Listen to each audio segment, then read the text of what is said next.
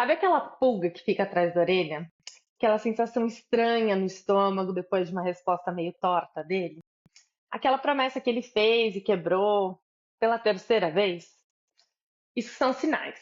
E a verdade, por mais inconveniente que ela seja, é que na maioria das vezes ele dá sinais o tempo todo. A grande questão não é a falta de aviso. A grande questão é por que a gente escolhe ignorar e não ver esses sinais.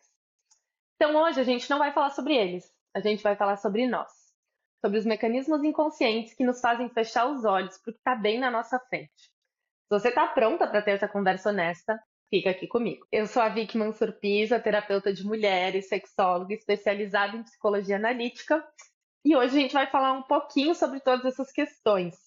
Quero te convidar a curtir o vídeo e a se inscrever no canal se você gosta desse tipo de conteúdo.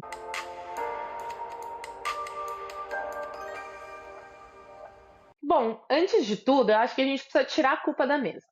Não enxergar os sinais não te faz uma pessoa boba ou ingênua, te faz uma pessoa humana socializada numa sociedade montada para que você não repare nessas coisas. Então, o nosso cérebro ele é programado também para nos proteger da dor. E às vezes, a dor de encarar a verdade sobre um relacionamento, a dor de admitir que a gente se enganou, que o outro não é quem a gente idealizou, a dor de ter que tomar uma atitude, ela parece muito maior do que a dor de continuar como tá.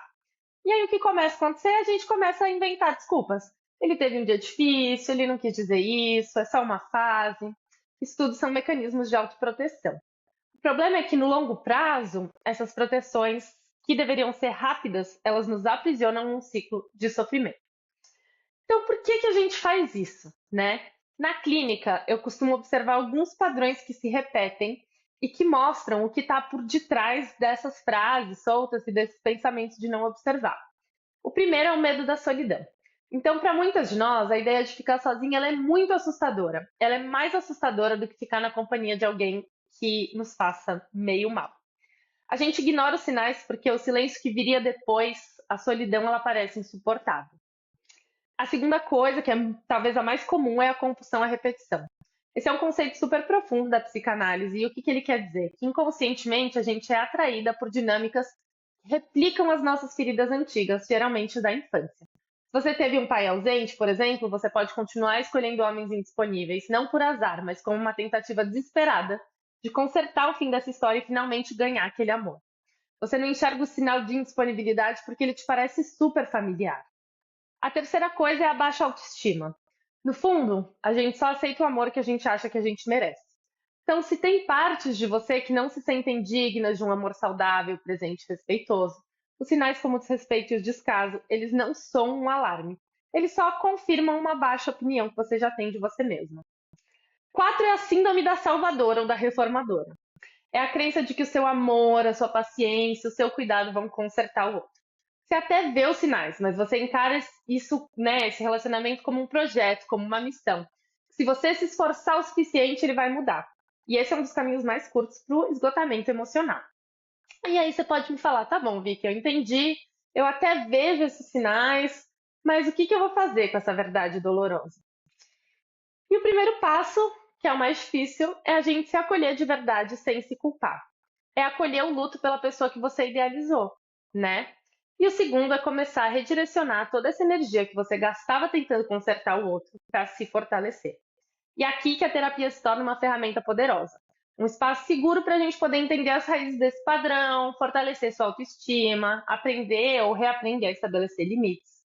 É um processo de se tornar leal a si mesma, acima da necessidade de manter esse relacionamento ou essa outra pessoa.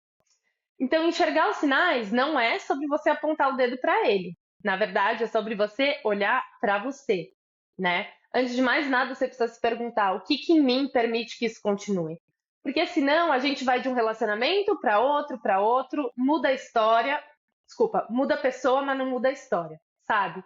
Então, esse é o mais importante. E essa pergunta ela não é para te encher de culpa, mas para te trazer a pecinha de responsabilidade que te cabe dentro desse quebra-cabeça. Que aí, quando a gente entende qual é a nossa parte na dinâmica, a gente tem o poder de mudar ou de se retirar desse lugar. Por mais que isso não seja fácil, né? A gente romantiza super os processos de mudança, como se, mudar significa que agora que eu entendi, eu não vou mais repetir isso. Não é assim. a gente fica confusa, é difícil, existe angústia, existe luta, existe sofrimento, mas é possível, né? Então, eu estava até falando dessa frase outro dia.